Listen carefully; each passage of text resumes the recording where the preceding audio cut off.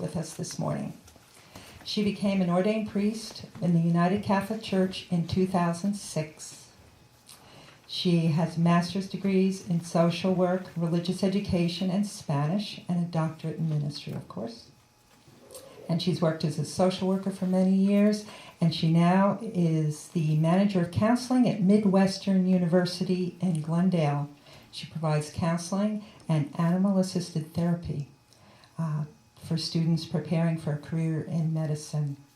She's been married for 41 years, and she's the mother of 3 children.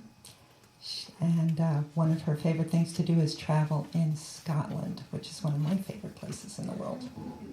Anyway, I'm very pleased to introduce Reverend Judith Loftus.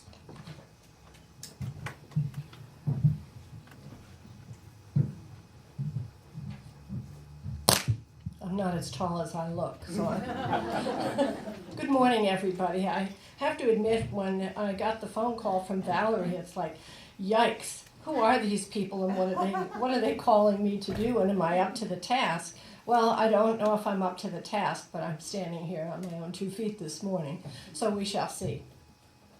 The title, as a Catholic priest, we do what we call homilize, and homilies come directly from the scriptural reading of the week.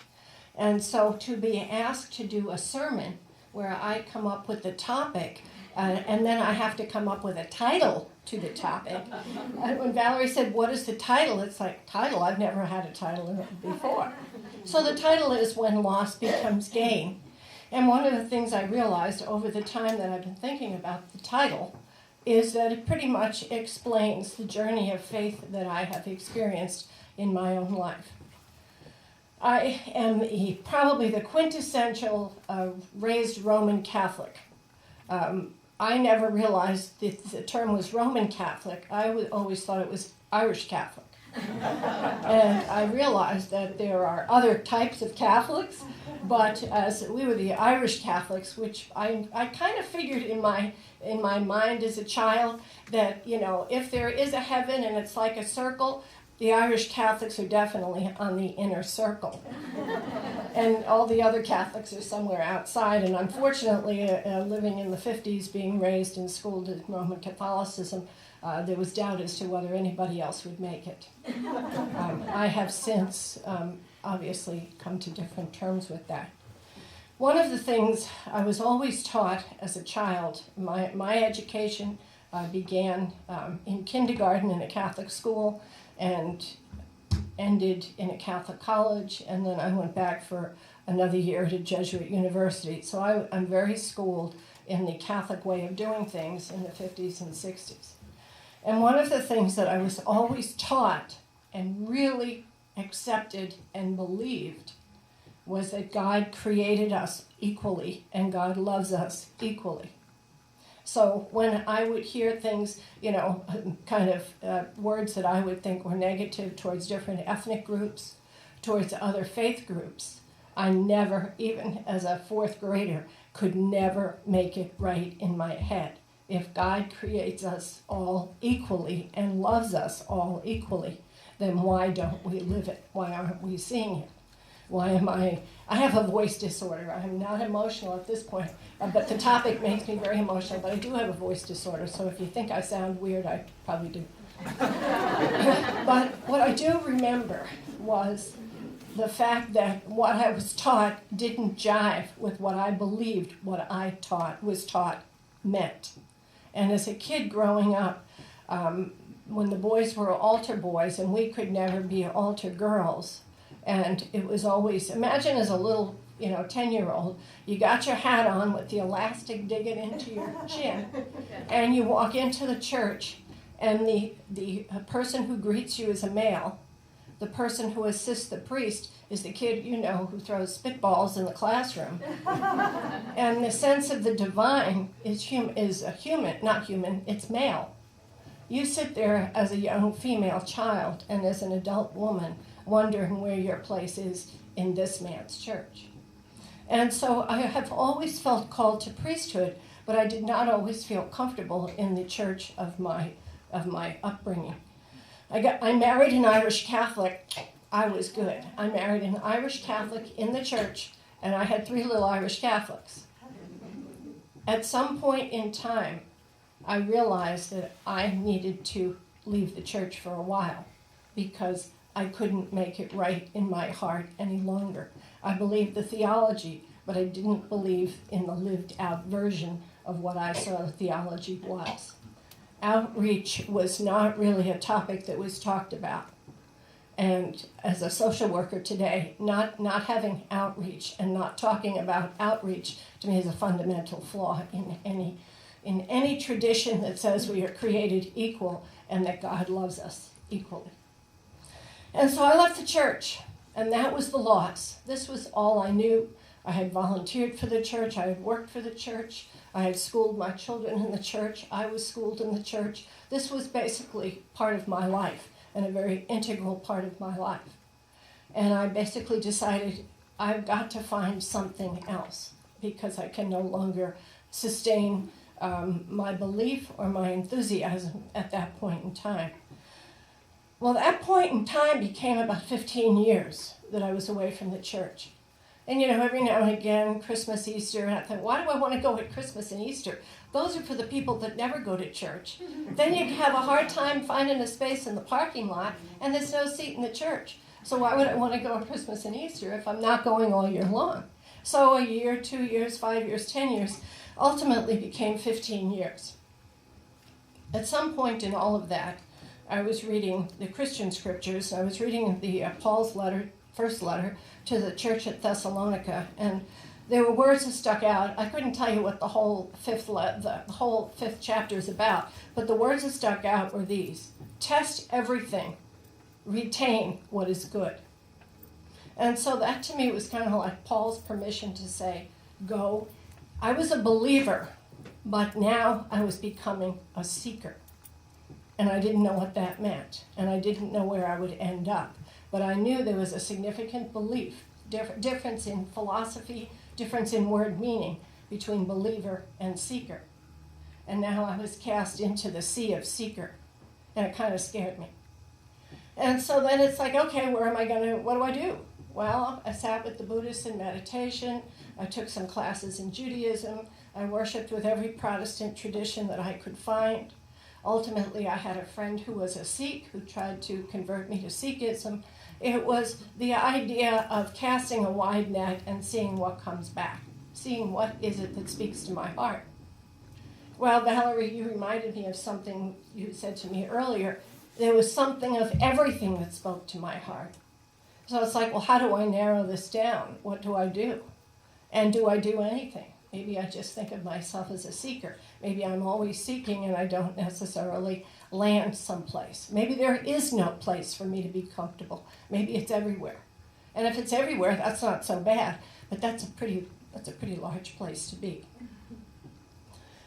I decided to give it one more shot at Roman Catholicism. And I probably picked a day I shouldn't have. I should have gone on Good Friday, but I loved the Holy Thursday liturgy. I love the idea of Christ having a human supper with his friends.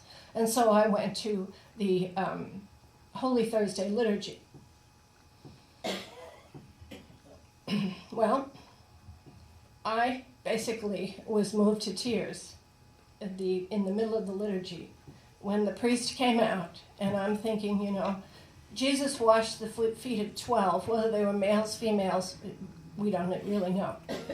But when the priest came out and washed the feet of 12 men in the parish, I basically got up and left the church. I walked out the door. And I went home, and I basically, when I've had it, I do this.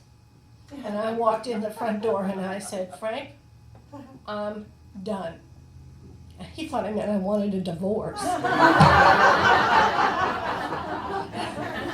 And I thought, well, maybe I should give that some thought too.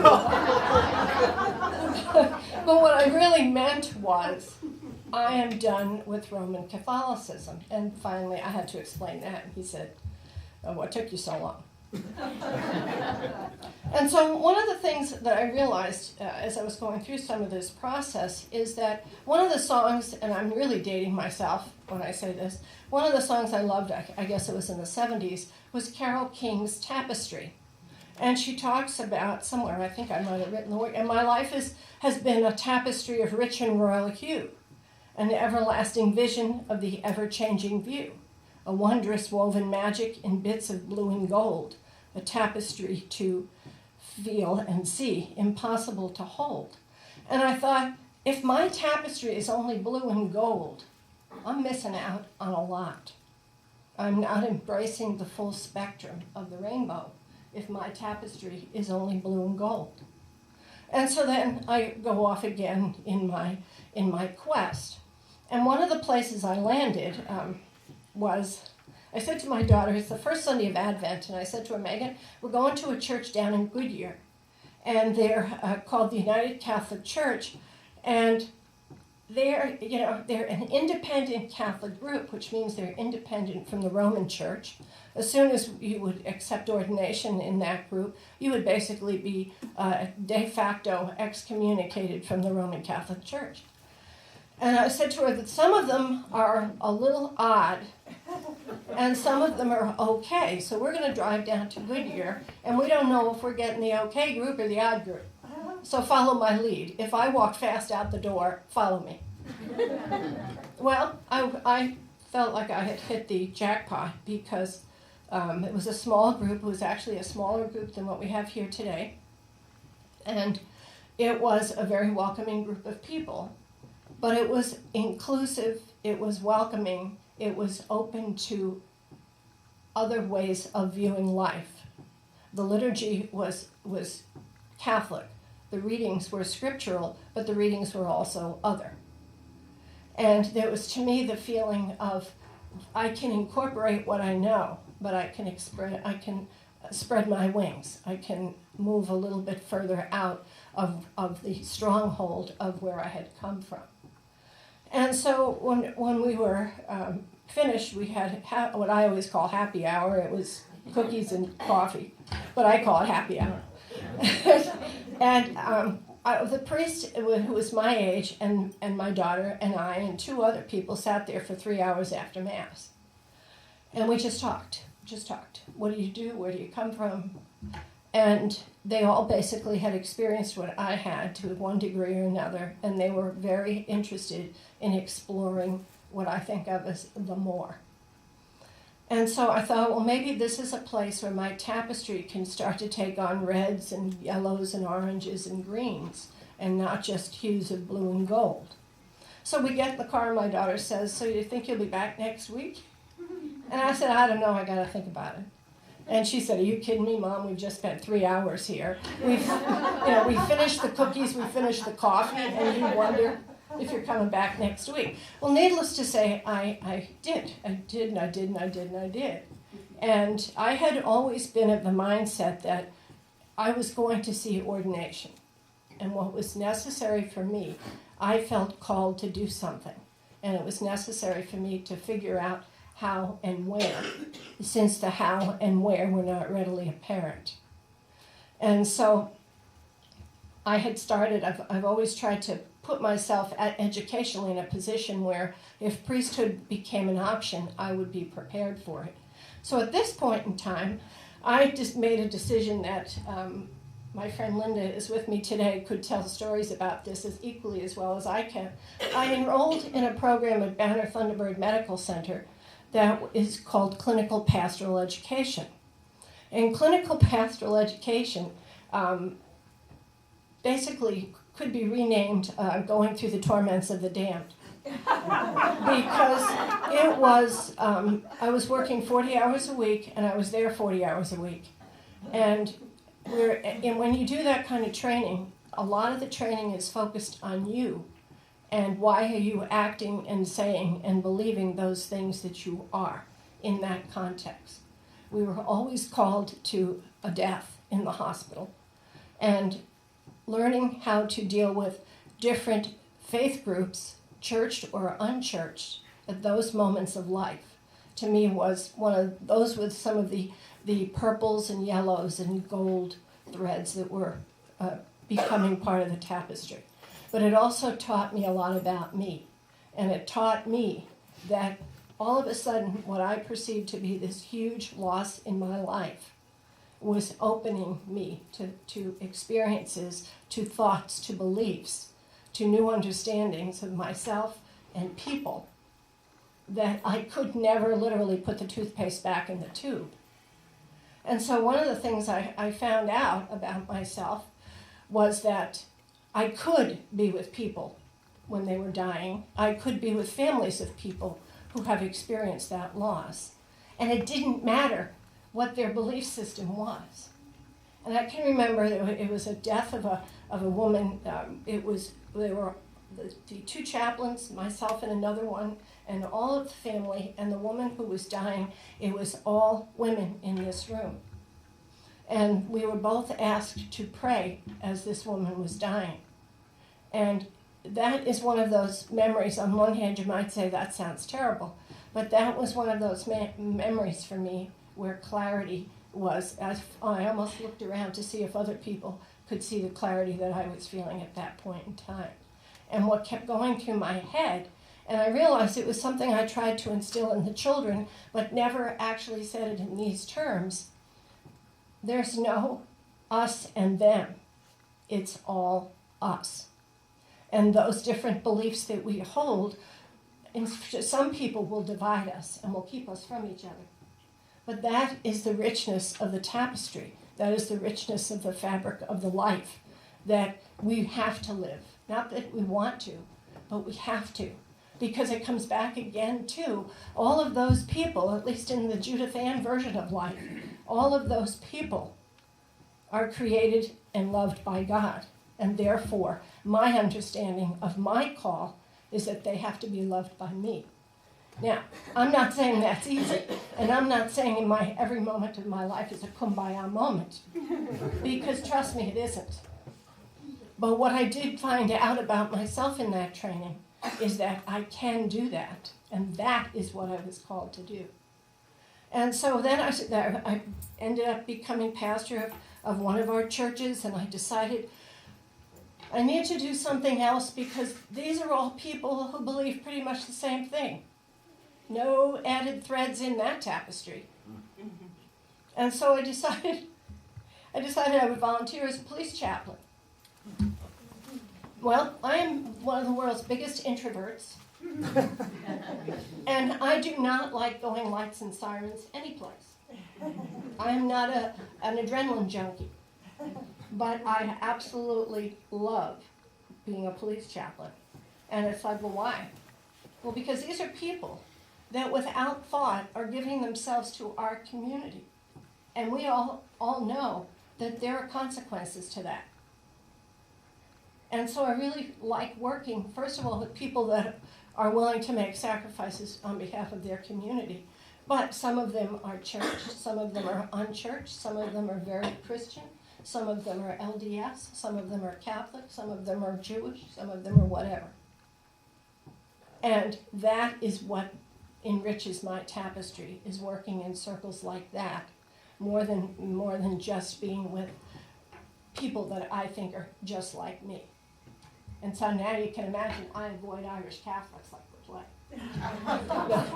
That's not true, but I have to remember that we are definitely of the same. I was my theological training, my beliefs, my morality, my ethics, my values are informed through Roman Catholicism. But I also understand that there is a world out there that is greater and God created, and I need to be appreciating it and living part of that. One of the things that I love quotes. I mean, if I had a memory, I could probably quote things to death. But I was reading about a man named Max Frisch, and I'd never heard of Max Frisch. And Max Frisch was a Swiss architect, and he was a writer and a playwright. And he says this, and I kind of like this. He says, "Time does not change us." I think we have this idea that we change as we get older. Time does not change us. It just unfolds us. And I would add the word, and enriches us. And I think basically my message today is, for me, the loss has become a tremendous gain. Unfortunately, the cup had to be empty before the cup could be full again. But I will be forever grateful for the struggles. And for those of you that experience struggles, as we know we all do and we all will,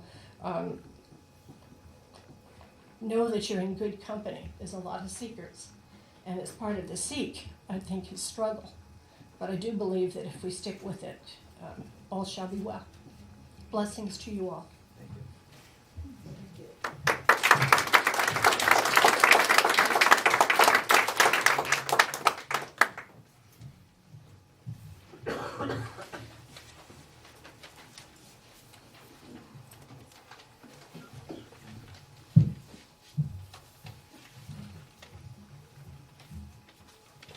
For our closing hymn, we are doing a new song for us. It's called Life Calls Us On.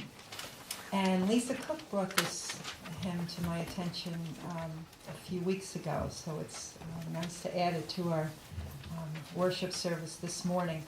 I'm going to bring the mic over, and Joe can sing along so we can better follow the music.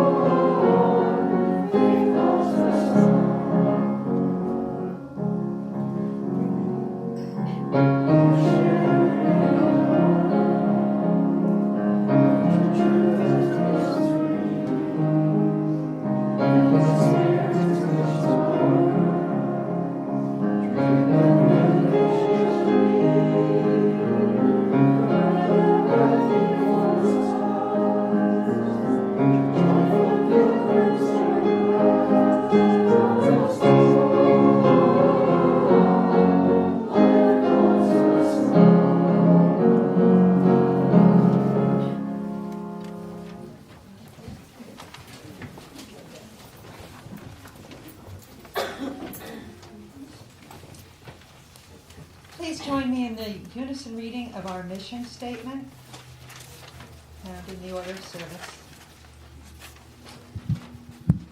This church provides a safe place to celebrate diversity, draw inspiration for our lives, foster social and environmental justice, and compassionately support each other in our spiritual searches.